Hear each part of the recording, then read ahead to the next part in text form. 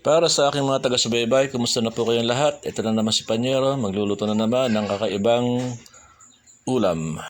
Kaya nga Panyero, bali nagsalang na tayo ng kawali. Ayan, naghulog tayo ng mantika. Yung mantika ating nilagay ay pinagprituhan natin ng baboy kahapon. Kaya yun na lang ating pagpiprituhan ng ating tilapia. Alam niyo ba Panyero, nag-uulang kahapon. Ngayon, nakapitas na naman tayo ng mga usbong ng alokbate. Kaya yun ang ating lulutuin ngayon. Pero bago yung Panyero ay lulutuin muna natin yung ating panahog. Yan ang ilalagay natin sa ating gigisahin na alokbate. Bali ngayon Panyero ay ibahin ko naman ang luto. Hindi ko nalalagyan ng bagong. Hindi na abraw ang gagawin ko. Gigisahin natin ngayon sa kamatis. Para maiba naman tayo. Hindi yan puro bagong. Ngayon ginisa naman ang gagawin ko sa alokbate. At bali yan nga Panyero. Ang dalawang tilapyang medyo may kalakihan din naman yan. Ang ating isasahog sa ating ginisang alokbate.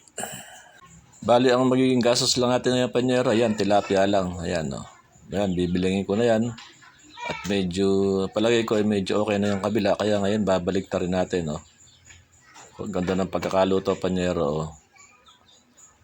Sarap man. Kung wala song alokbate, yan lang, pwede na yan. Kahit kamatis o kaya suka may sili, ay nagkayari na Panyero. Napakasarap ng tanghalian.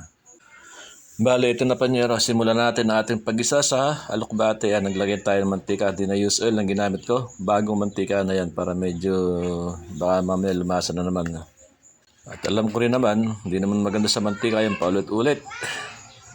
Kaya yung ginamit ko na, yun, dispatch ako na. Hindi ko na pwedeng ulitin yun. Tayo, baka madali tayo ng cholesterol. Bali Panyero, kung tatanungin nyo, ayan, marami kong tanim na alokbate rito. Kaya ngayon, hindi natin kailangan bimili ng gulay.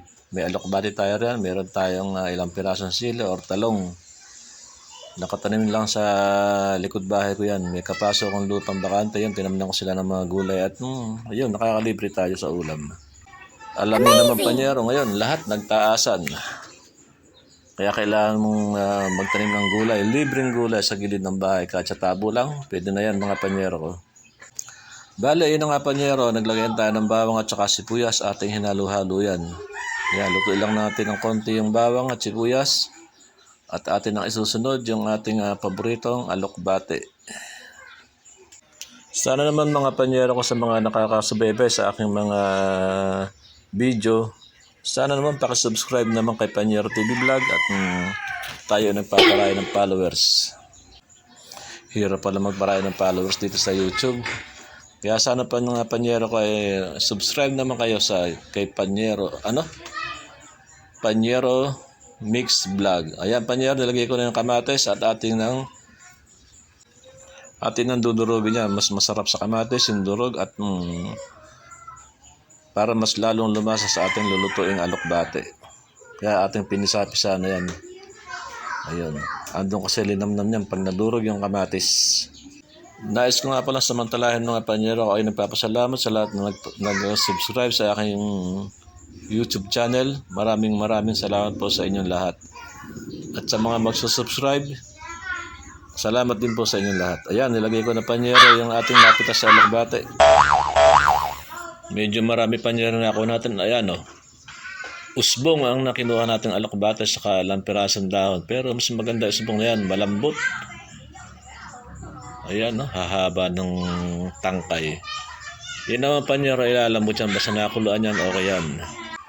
Bali yan, sasangkutsahin natin yan. At ating tatakpan. Ayan, nilagyan ko na ng sabaw para mas lalo siyang kumulo at lumasa yung ating kamatis sa alokbate.